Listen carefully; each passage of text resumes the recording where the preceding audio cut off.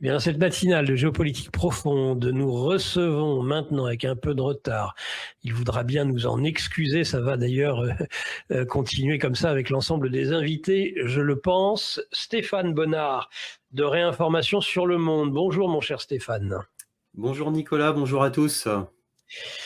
Comment va Réinformation sur le Monde, cher Stéphane?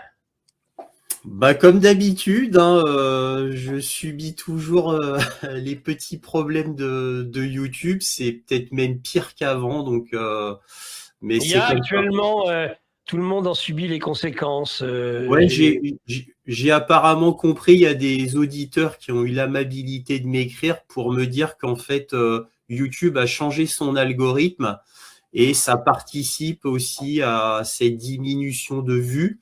Oui. Voilà, apparemment, je suis pas le seul touché. Mais enfin, écoutez, on continue, on fait le dos rond vers des jours meilleurs et on continue, on ne nous bâillonnera pas, c'est ce que vient d'ailleurs de nous expliquer à juste titre avec son caractère bien trempé Christine Boutin, mon cher Stéphane. Allez, on va commencer tout de suite parce que on va essayer de réduire vraiment à 30 minutes parce qu'on est déjà en retard, on a déjà 10 minutes de retard. L'Iran qui a menacé que s'il y avait une escalade avec les États-Unis, eh bien, il y aurait des surprises, mon cher Stéphane. Premier thème. Et oui, et donc alors quand on a appris ça via la bouche du gouvernement iranien lui-même, qu'il y aurait des surprises si jamais l'Iran était réellement attaqué, et en plus encore une fois, pendant des négociations, pendant des pourparlers qui sont en ce moment même à Islamabad, en coulisses. Tout ça est très inquiétant côté occidental, parce que en attendant, tous les menaces qu'avait proféré l'Iran, à chaque fois se sont révélées vraies. Il n'y a pas eu de vantardise, il n'y a pas eu de choses fausses. Tout ça est très inquiétant. Alors on se demande, mais qu'est-ce que ça peut être? Eh bien, en réalité, ça peut être plusieurs choses, bien évidemment. Tout d'abord, on parle des sous-marins. Moi, ça fait depuis le début du conflit sur GPTV et sur ma chaîne que je vous parle des sous-marins. Je vous avais même montré des photos pour rafraîchir la mémoire des auditeurs. On va montrer une photo de ces fameux sous-marins, mini sous-marins, qui sont en réalité redoutables pour plusieurs raisons. Alors, tout d'abord, là, les médias viennent de se réveiller au niveau des sous-marins iraniens, comme s'ils découvraient que l'Iran avait des sous-marins. Je rappelle que l'Iran a environ, on ne connaît pas le chiffre exact, mais environ 27 sous-marins, et elle a toutes les classes de sous-marins. Elle a des gros sous-marins de classe Kilo, elle a des sous-marins moyens de classe Fateh, et les petits sous-marins, en général verts, de la classe Gadir. Et donc là, on va pouvoir jeter un œil sur ces petits sous-marins. Alors, ça va mettre continue ton exposé parce que ça va mettre un petit peu de temps. On n'a pas les images. J'ai mis du temps à envoyer les images, donc ça fait partie des petits soucis de ce matin. Donc continue. On les mettra quand on pourra. C'est pas grave. C'est pas grave. Et donc, de toute manière, je les avais déjà montrés sur GPTV. Ce sont des tout petits sous-marins, en général verts. Vous voyez des hommes dessus, donc ça faisait partie de la propagande iranienne, mais c'est tout à fait vrai. Bon, ils auraient une dizaine ou une vingtaine de ces petits sous-marins. Alors pourquoi ça pourrait être une grosse surprise? C'est parce que, à notre connaissance, ils ne les ont jamais utilisés, tout du moins pour contrer la marine américaine, mais s'ils les utilisaient, ce serait terrible. Ce sont des sous-marins petits, donc intrinsèquement furtifs. Quand c'est petit, c'est difficile à détecter. Ils peuvent se poser sur le fond marin. Voilà. C'est les sous-marins Gadir. Ils peuvent se poser sous les fonds marins, et quand ils détectent un bateau, aller dessus, tirer une torpille. Et je rappelle que ces sous-marins ont triple fonction. Ils peuvent envoyer des commandos plongeurs pour faire un sabotage de navires, ils peuvent poser des mines et ils peuvent lancer des torpilles. Donc, et ça, ce sont les plus petits sous-marins. Alors, c'est comme les vedettes rapides, ils en ont beaucoup, relativement beaucoup. Par contre, ils sont cantonnés dans le golfe Persique et une partie ouest du golfe d'Oman. Et donc, disais-je, ça, c'est une menace réelle, terrible, et je le rappelle qu'ils ne les ont encore jamais utilisés. Voilà, donc il y a ça. Je rappelle aussi comme menace, c'est qu'il y a des câbles sous-marins Internet absolument vitaux pour les pays du Golfe.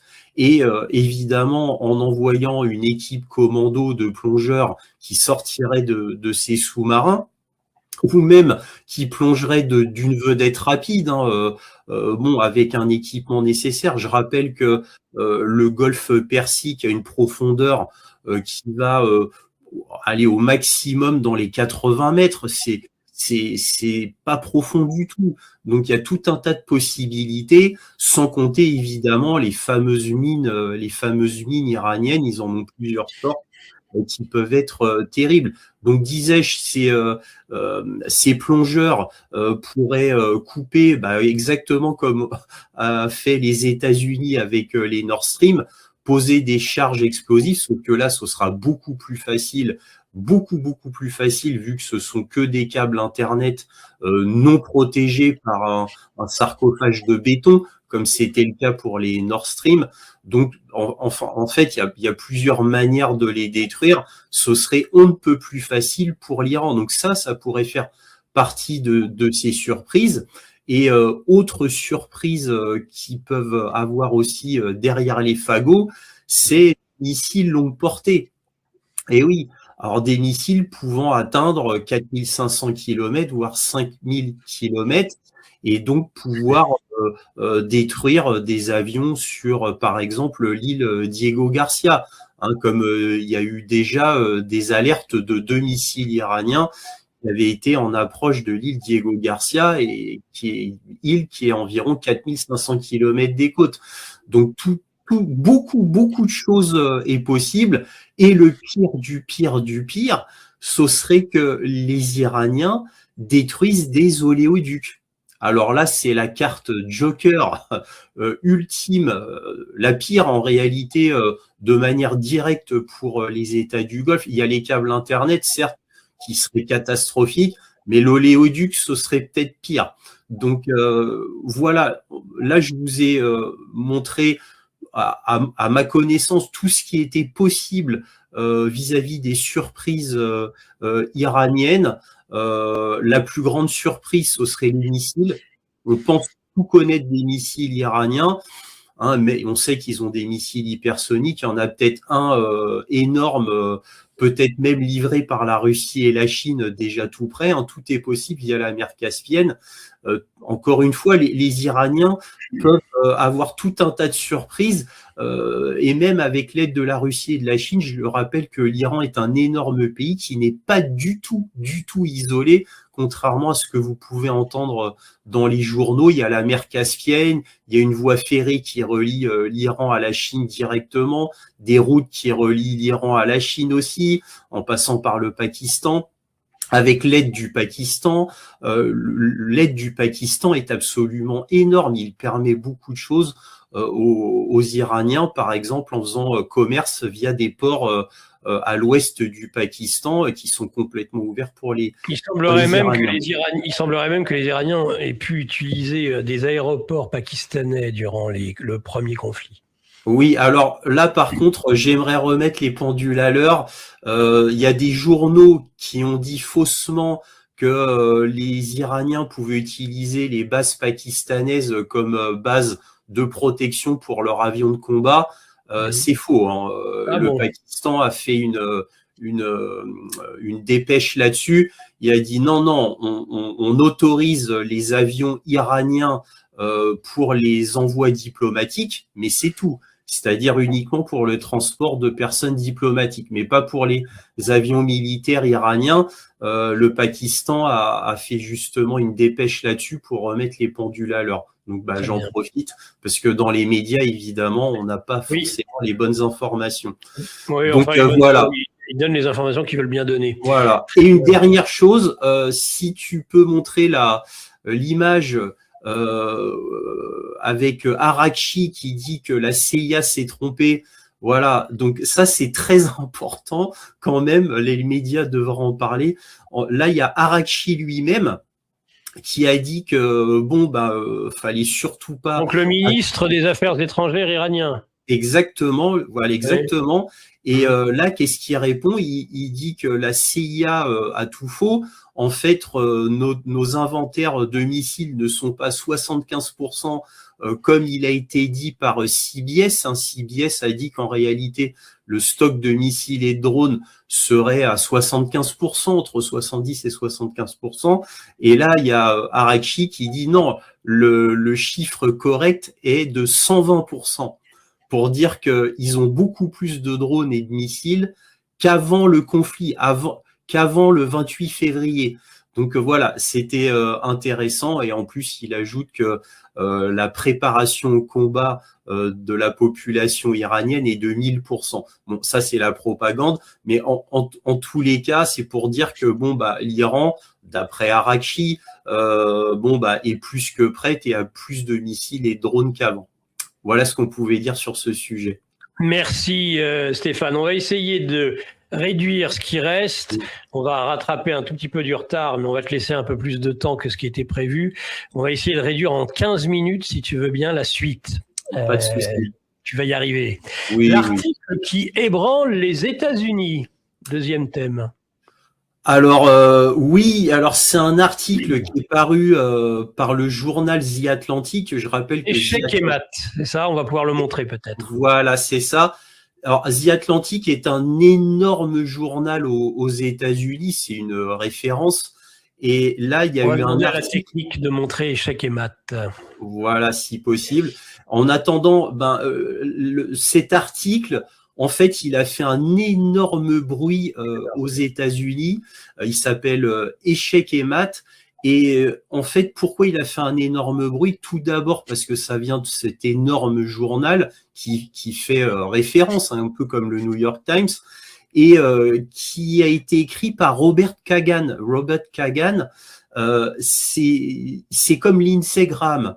Voilà, c'est une figure très influente pour le gouvernement américain. Et donc, c'est un néoconservateur sioniste très, très connu aux États-Unis. C'est une personne très influente. Et je rappelle que Robert Kagan est le mari de Victoria Nuland. Ah tiens, comme par hasard. Donc, le monde est petit. Et donc, tout ça fait que cet article, on en a beaucoup parlé aux États-Unis, qui fait scandale parce que dans cet article nommé Échec et maths en Iran, eh bien Robert Kagan, qui pourtant a été un va-t-en-guerre pour l'Irak, un va-t-en-guerre pour l'Afghanistan, un va-t-en-guerre pour l'Iran au début, donc un va-t-en-guerre tout court, hein. Lui, il veut que les États-Unis fassent la guerre au monde entier pour asseoir l'hégémonie mondiale américaine, mais sans se cacher, hein, il est très franc, hein, quand il parle, sauf que là, c'est un énorme article où il dit que l'Amérique est défaite. Pas peut-être, pas pourrait, elle est défaite. Donc, et il utilise tout un tas d'arguments qui sont étonnamment vrais. Il reprend des vérités. C'est comme s'il a été illuminé. C'est fou. C'est peut-être un article de rédemption. Je ne le sais pas. Mais en tous les cas, c'est étonnant parce que il répète les arguments que certains comme moi disent, qui fait que l'Amérique est très très mal. Il parle des problèmes d'inventaire d'armement, chose qui était tue normalement par des gens comme lui, par les néoconservateurs. Au contraire, il véhiculait la propagande. Donc voilà, c'est un phare dans la nuit, cet article, dans le monde des néoconservateurs. Donc ça a fait l'effet d'une bombe. Et donc voilà pourquoi je voulais parler de cela, la vérité enfin, même des néoconservateurs. C'est pour dire à quel point tout ce qu'on disait, bon alors évidemment je suis pas le seul, il y a eu d'autres invités à GPTV qui ont dû le dire. Moi je vous l'ai dit depuis longtemps, je vous ai montré des photos des inventaires américains, des catastrophes américaines, des pertes américaines. Je vous avais montré un tableau des pertes américaines qui étaient affreux en réalité. Et là, il y a tout dernièrement, il y a 2 F-35 qui sont entre guillemets problématiques, qui ont lancé des signaux de détresse en une journée d'écart entre le 9 et le 10 mai. 2 F-35 qui ont lancé un signal de détresse 7700, voilà, qui prouve que bon, bah, rien ne va plus en réalité côté américain. Même le symbole absolu, le F-35, qui apparemment se fait pas détruire parce qu'on n'a pas les preuves, mais malmené par des missiles iraniens tout du moins. Donc rien ne va plus et il y a beaucoup de choses comme ça qui sont dites dans cet article. Et donc même les plus grands sceptiques qui disaient mais l'Iran, pays sous-développé face aux États-Unis, hyperpuissance mondiale, on craint rien, etc. Non, en réalité non, et là cette voix va vraiment porter. Très bien, Stéphane. Troisième sujet, Trump qui annonce sérieusement qu'il veut que le Venezuela devienne le 51e État américain. Alors là, c'est très fort. Je regardais Fox News, j'ai fait une copie d'écran. Là, vous pouvez lire, pour ceux qui comprennent l'anglais, que le Trump est en train de réfléchir à prendre le Venezuela complètement, comme il l'avait dit pour le Canada, sauf que là, c'est très sérieux. Alors, bon, vous connaissez pas les gens. Là, tu peux remettre la photo vite fait.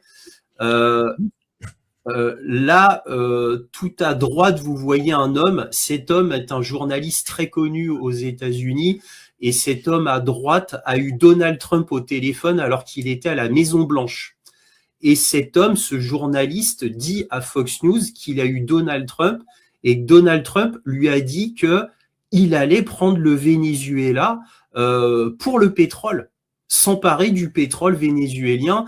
L'Amérique en a trop besoin. Là, l'Amérique vient de se délester de 54 millions de barils de ses réserves stratégiques. Les États-Unis vont certainement en prendre encore beaucoup plus pour stabiliser les prix du pétrole aux États-Unis, les prix de l'essence, pour être plus exact, mais aussi du gaz domestique pour les Américains. Donc là, l'Amérique est en mode panique au niveau du prix du pétrole. Donc là, ils ont tapé énormément sur les réserves stratégiques. Je vous rappelle que l'AIEA avait dit qu'il faudrait 400 millions de barils pour stabiliser un tant soit peu les prix du pétrole. Là, les États-Unis ont pris énormément de ces réserves stratégiques et ils vont en prendre encore beaucoup plus à l'avenir.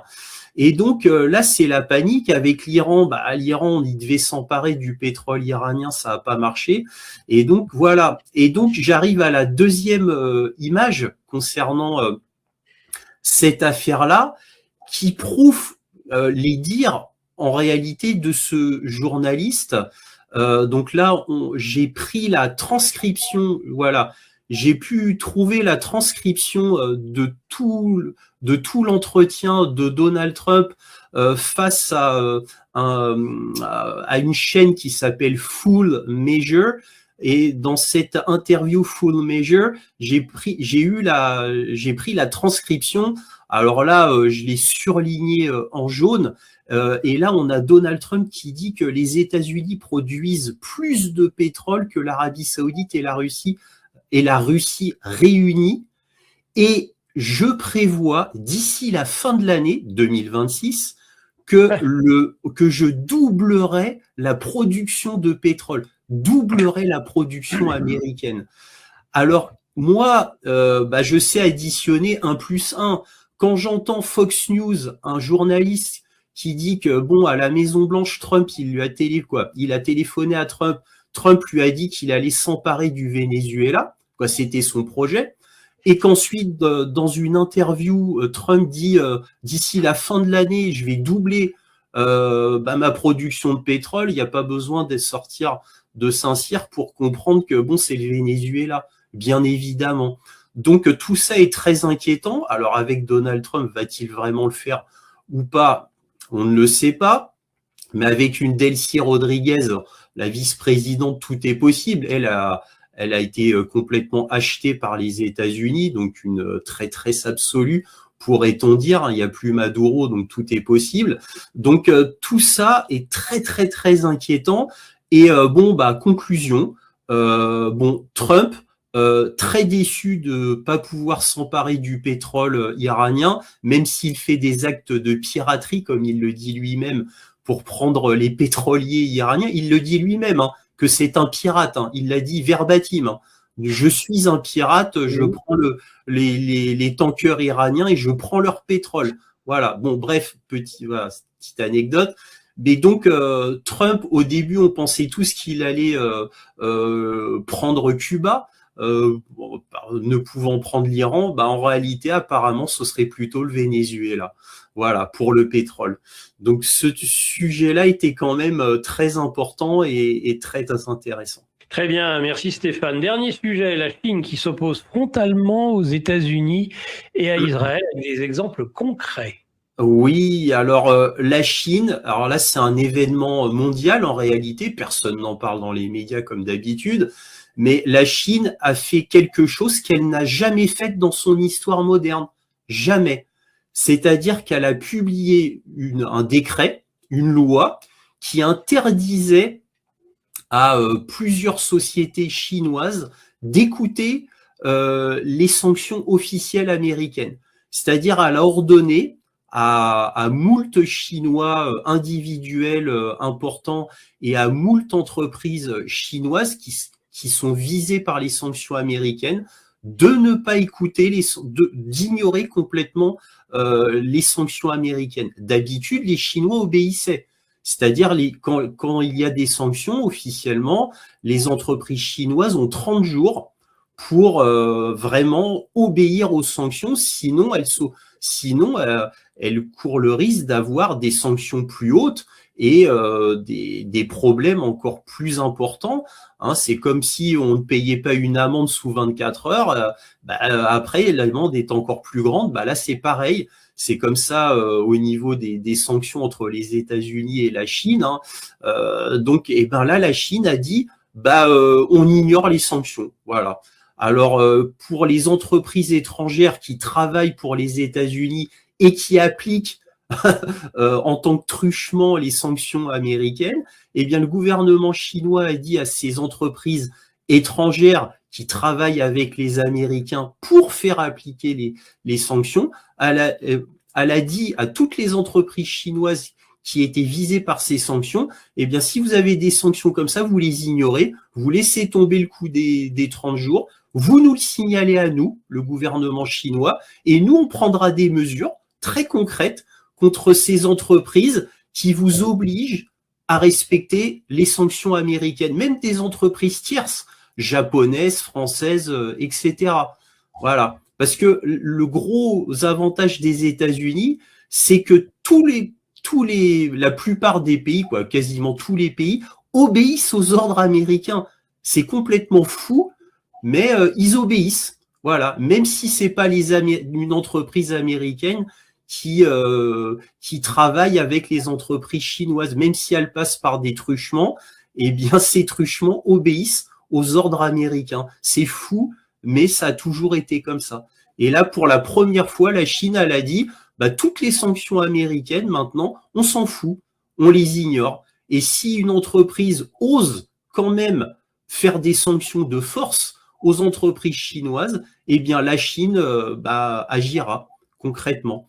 Donc ça, c'est la première fois que ça arrive et c'est très très intéressant. Et avec la rencontre de Donald Trump avec Xi Jinping, ça va être très intéressant aussi, puisque d'après ce que j'ai compris, des bruits de coulisses, ils vont parler de l'Iran, bien sûr, mais de Taïwan aussi. Et apparemment, Xi Jinping va demander aux États-Unis de ne plus armer Taïwan. Donc on verra ce qui va se passer. Mais à mon avis, mais cela n'engage que moi, il y a fort à parier que quand Donald Trump rentrera aux États-Unis, ça va énormément se calmer au niveau de l'Iran. Et j'y vois une note d'espoir. Je suis assez optimiste.